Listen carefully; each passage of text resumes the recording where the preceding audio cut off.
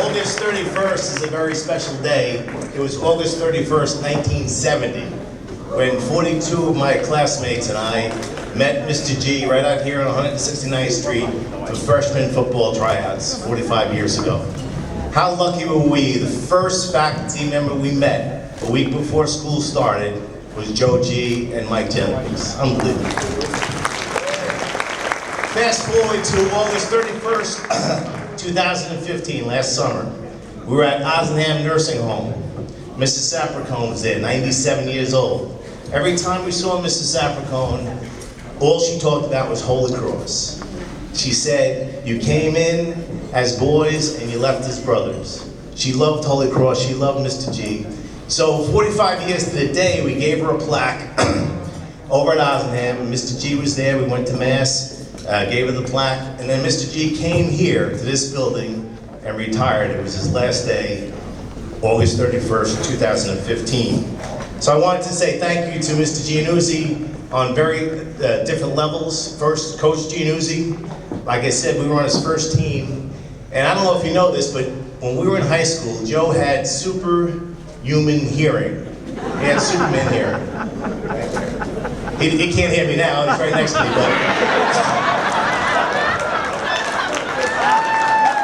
So we were up in football camp, which is one of the worst experiences you could ever have. And this is back in the day when there was actually hazing. Some of the varsity guys that are here tonight used to haze us. We hated football camp. So Joe used to make us run all the way around 5 laps each morning around the field. So one day, he's standing on the 50-yard line with his staring at the ground. He's got a football in each hand, just staring at the ground. And I'm running, and I say under my breath, this sucks. All of a sudden I hear, Lasanti, 2 more laps for everybody. Oh shit, Lasanti, 4 more laps for everybody. Superhuman hearing. But my favorite Coach Giannuzzi story is when I was the principal of the school in Rikers Island, my gym teachers came to me and said, hey, we got a basketball team, we'd like to play other schools. So I go to the warden, and he kicks me out of his office and says, kids are never gonna leave Rikers Island to play basketball. But we will allow schools to come out and play you guys. So who do I call? My old coach, Mr. G. And the kids got dressed in the school area, and they had to go in an underground tunnel, right, Joe, beneath the jail to get to the gym. And it was a scene out of one of those prison movies, right? That's right, it was unbelievable.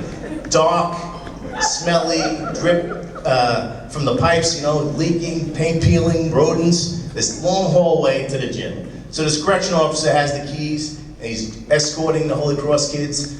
They get to the gym, and he tells the Rikers kids, up against the wall. And the kids get up against the wall, and our kids, the Holy Cross kids, have their knees past them. It was the most intimidating pregame ritual I've ever seen in my life. So I reffed the game. You didn't foul anybody over. That's right. I said, don't foul anybody. If you do, say you're sorry. So I reffed the game. I made sure that the Rikers kids won because we didn't want to riot. And I said to Joe afterwards, your kids are not going to remember every game they played in high school. They're going to remember the game they played in Rikers. One thing that, as Brother Stephen mentioned, is Joe was a great classroom teacher. I had him for social studies in 1970. I said this before, I had 4 great teachers in this school, one a year. Brother Francis Ellis, Brother Carl DeMond, Don Barton, and Joe Giannuzzi. And when I became a teacher, I tried to take the best of all 4 of them. The only thing about Joe in his classroom was the Villanova treatment. Anybody ever get the Villanova ring treatment? Now this is 1970, so corporal punishment was a little bit different. So he'd call me up to his desk, and he'd drill you with his ring. And you would walk around with Villanova University for about 3 hours. Now, my parents would never press charges for a couple of reasons. For a couple of reasons. One is they're dead. 2 is they love Mr. G. And 3, I explicitly remember parent-teachers night in this school. My father gave permission to every lay teacher and every brother if they could smack me. This is 1970. But a great teacher, always teaching us, always counseling, even the dean's work, right? The word discipline, as Brother Gilroy told us, means to teach, to learn. So all that dean's work. So you heard a lot of dean stories tonight. I'll tell mine. In 1978, Tommy Pugh offered me a job. Great Tom Pugh, coaching with the great Stan Alfieri. So Stanley used to have the team circle up for calisthenics at Croce Run Park every day, right? All of a sudden we hear this screeching in the parking lot. This car jumps over the curb, through the mud, right into the circle that we calisthenics, almost runs over Tommy Earhart, the captain. And I go, who's that? He goes, it's Mr. G. He drove right onto the field. He points to a kid and says, the kid had cut detention to go to football practice. So Joe literally pulled him off the field, right? And in true Stan Alfieri fashion, the kid did not unbutton his chin strap, or take his mouthpiece off, or take his helmet off, the whole way back to detention, the whole time in room 214, and the whole time back to Croce Run for the second part of the practice.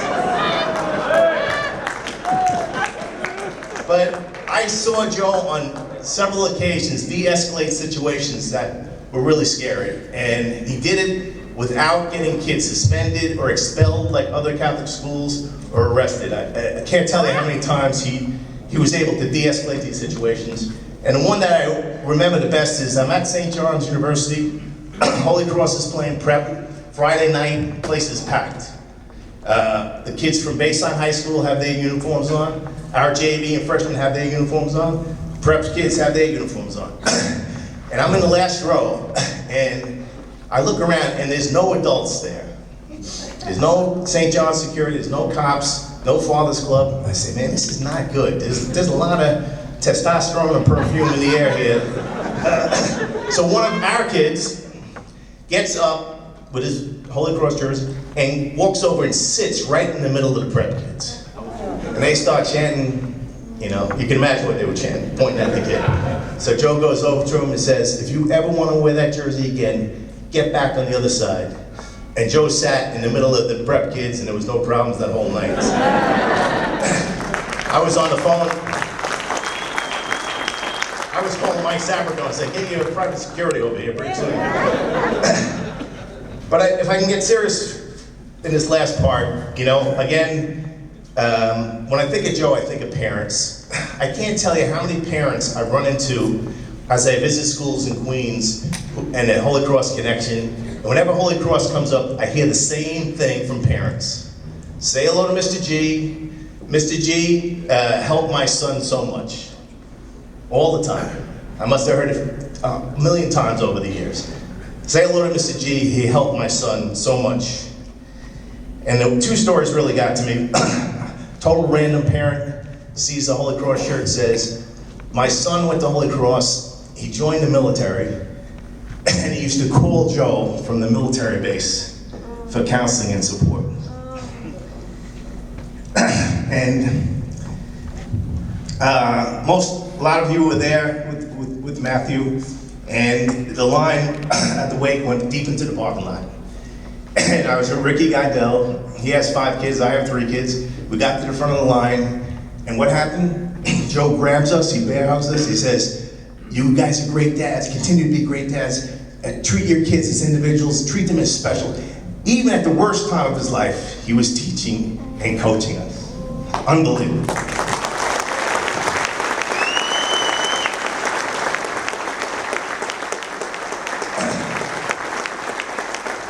So as a parent, I want to thank you.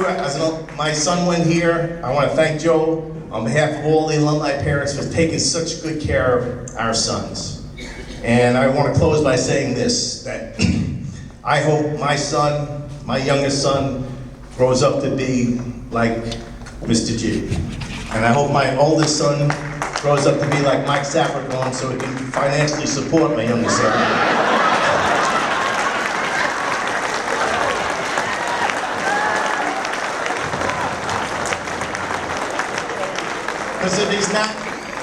Because if he's like Mr. G, he won't have a lot of money, but he'll have a whole lot of friends like we're here tonight. Thank you, Mr. G.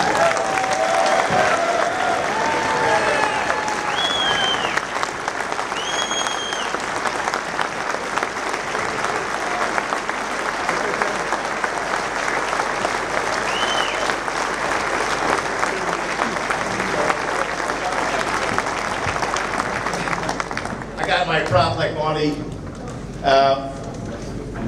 The two most influential people in my life, Tommy Pugh, and I used to wear a Holy Cross football shirt every game in college I played underneath my shoulder pads.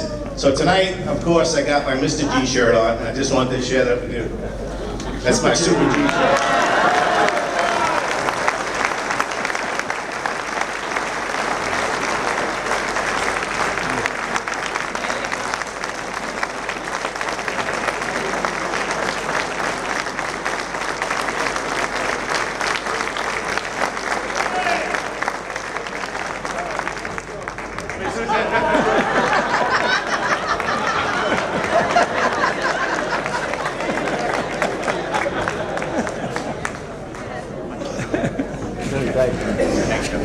Thank you.